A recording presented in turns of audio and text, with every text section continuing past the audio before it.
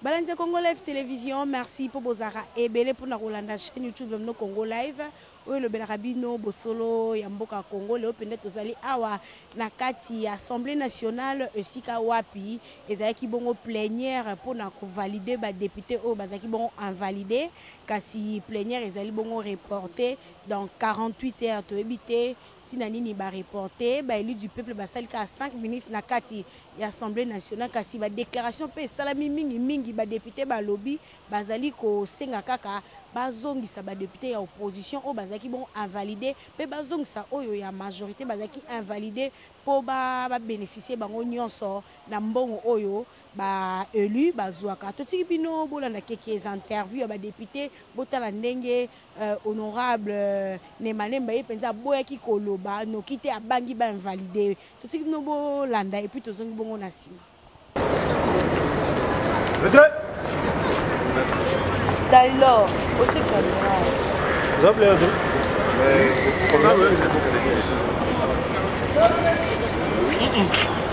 Mais déjà mis. Comme ça, je vous propose un texte sur WhatsApp.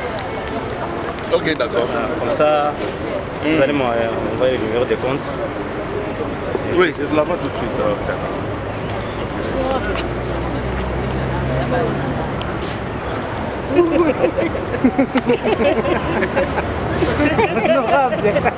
Non, juste un petit mot. Un petit mot. Je l'ai déjà mis. Mais elle nous a on dirait que on n'a plus besoin de voter. Elle vote toute seule. Elle nous a eu. Elle nous a eu. Mais oui, tout le monde était là. Ah, comment? Je pense qu'on a fait un petit boy. Ce qu'on a passé au bureau, on a travaillé. Oui, mbote moi la. Ah. Toujours pas assister à la plénière, baba qui l'a pas validé. Baba non, moi la mine parce qu'il vient par le billet, ton les karaté. C'est bon, on a battu. Eh les gars, film ça ou tout dans quatre idées.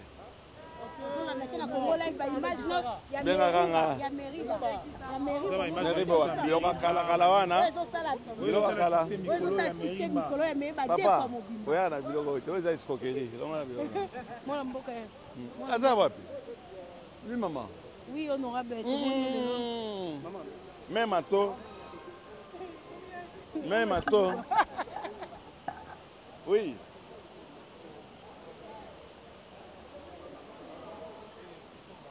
C'est quoi le moment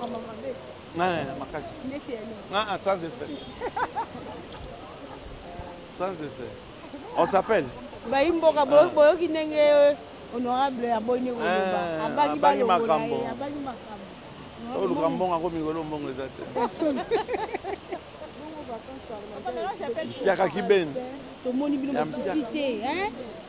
Babazo bazoki liputa rolata ba rotondisa mbongo rotondisa. Vraiment. Wana na retenir oyo lobi na ko na répéter ngo. Tozi maputa mais tozi boya rotondisa te. Tozi loso mais ma rolambela ngo ezate. Comment ça yo moko interview?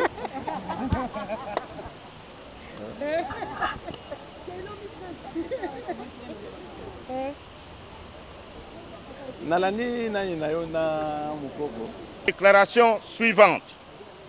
L'opposition parlementaire rappelle à l'opinion nationale et internationale que sa participation aux travaux de l'Assemblée nationale avait été suspendue au regard de non-respect des prescrits de règlement intérieur de l'Assemblée nationale, notamment la répartition des sièges constituant le bureau de la dite Chambre.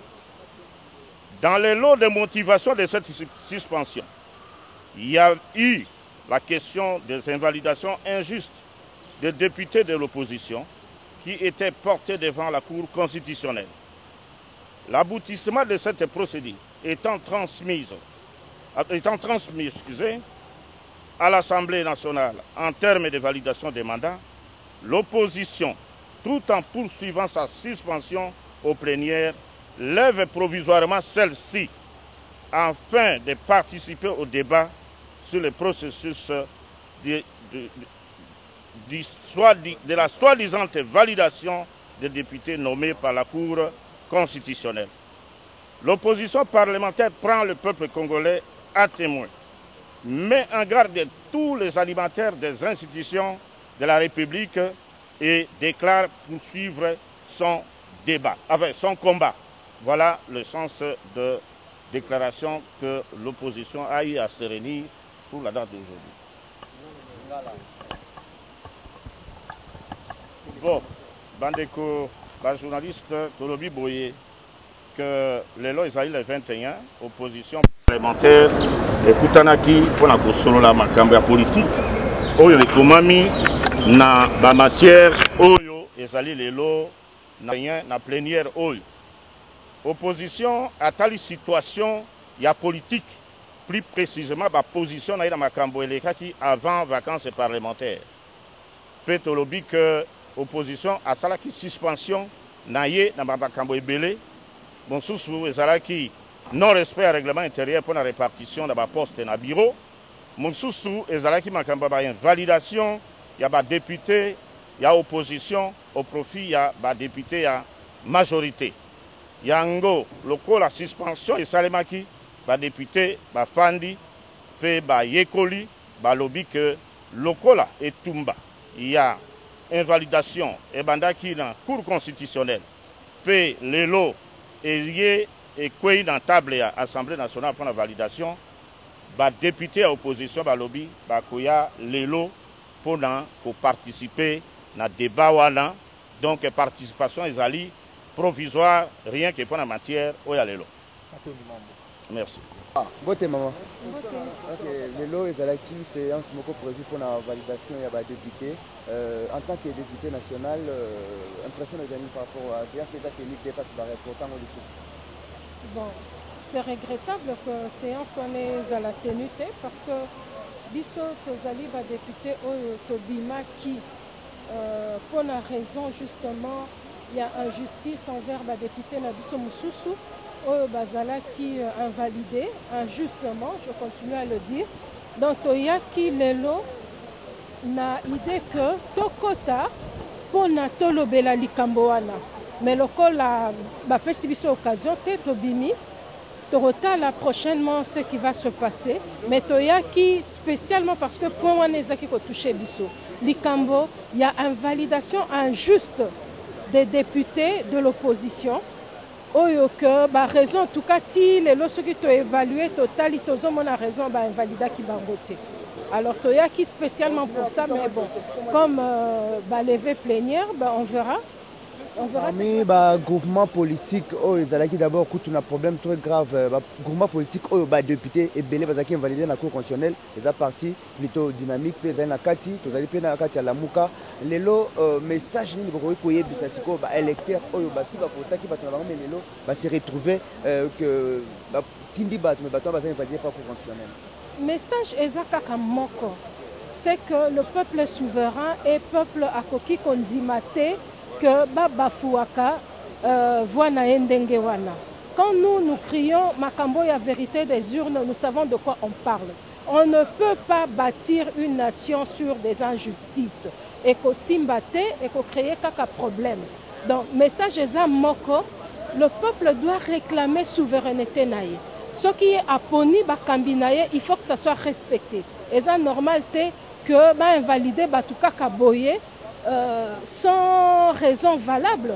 Quand je pense raison valable, parce que belé ce kotali ba dossier si ko barré jusque là tozo zela individuellement ba ça qu'on puisse évaluer ça n'a pas de sens ce qui s'est passé. Donc on peut pas accepter ça. Il faut que le peuple a réalisé que ceux qui bazo respecter volonté na été c'est que c'est pas lui qui est souverain. Donc voilà bakondi baza esika mosusu. Merci maman. Je vous en prie. Beauté. Ok, les lois qui séance beaucoup prévues pour la validation, il y a des députés au Bazaï confirmé par la Cour constitutionnelle, mais subitement, tout le monde qui va pousser en 48 heures, impression que vous avez. Non, c'est-à-dire, dans l'ordre du jour, il y a ça la mise en place, il y a commission. Oyo et qu'on analyse le dossier parce que la validation est la qui sinini. Validation de mandat est la qui si que présidente à cause la mise en place il y a commission.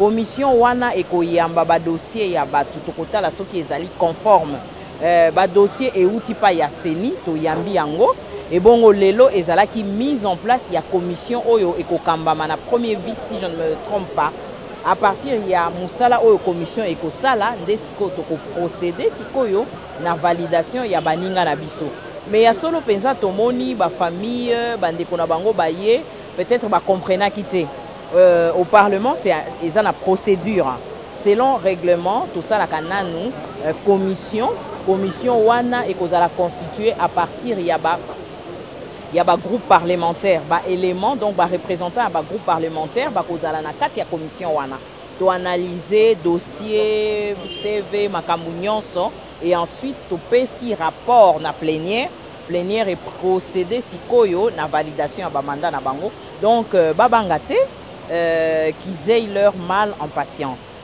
yango validation paye à bas député wana et créa qui va remourir rebelle heure conventionnelle à Timisaki Arena et que lelo même ba baza invalidé bazali koboya kozala bazulingi ba ya ko siéger à baza 13 et comme 513 comment la situation est koleka yo en tant que non boyebi ba arrêt à cour constitutionnelle arrêt ya cour constitutionnelle eza inattaquable eza irréversible ça veut dire liste oyo cour constitutionnelle a tindaki hein yango nde ekozala libela baninga na biso misusu soki baza d'accord te na makambu ebongi bakende sikoyo kotoke porte esika ya union interparlementaire na ba instance mususu na niveau international yango nde salemaka mais biso particulièrement na AFDCA totikali tozali pe tozali makasi na population oyo azo soutenir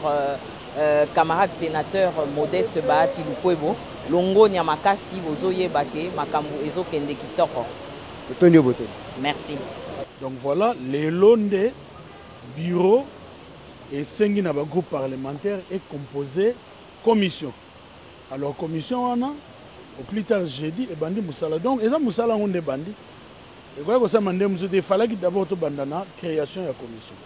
Ba député o nyonso ba famille na bango ebongisa ki lelo ba polo to pe ba flair pona koyamba bango bazalaki informé te. Ba député oyo tozo sepela mingi makasi bazala ba rejoindre biso ezali ba suppléant oyo bazo remplacer bandeko na biso ba député o bazwi misala mosusu lokola kokende na Sénat to kokende na ba exécutif ya ba province to misala mosusu est incompatible na mosala ya député national bango bazali 15. Alors ngonge koya bakolata ba polo bakosepela makamyo se koleka bi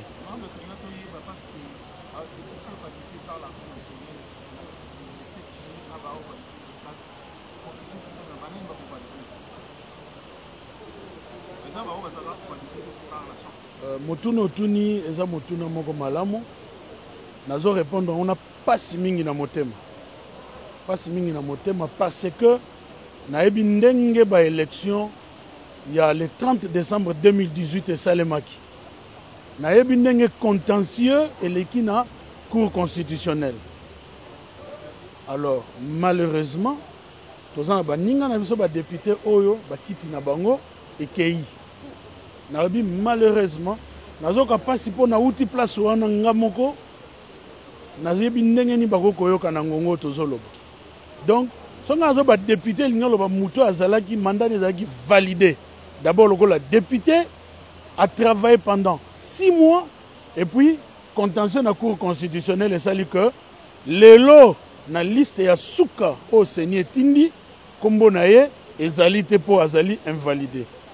Et comme il passe makasi, na bi passi po baza ba élu. Na bandeli bazali ba élu. Voilà.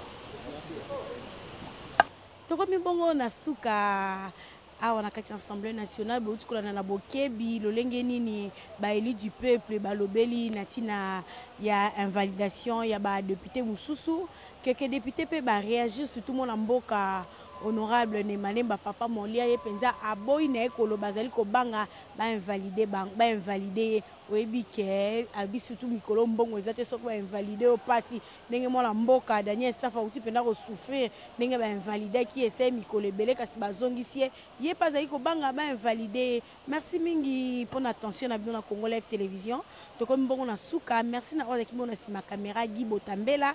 Merci na balandi o ba soutenir na biso na mikila poto na moni mon vieux Roger Louma Molobel Monene et à présent Félix Antoine Tshisekedi, un tonton doux de caractère, mon vieux David Olito, Nabo Sanité, Roger Louma, Nabo Sanité, le chef d'état-major, mon vieux Papi Kawaya, Jean Sibon, mon papa social depuis États-Unis, Père Richard Makana, Maman Ouvine Sevolo depuis Lyon, Ngalabino Soginzamba Zongite, tout le monde a ni Namiko Zanikoye.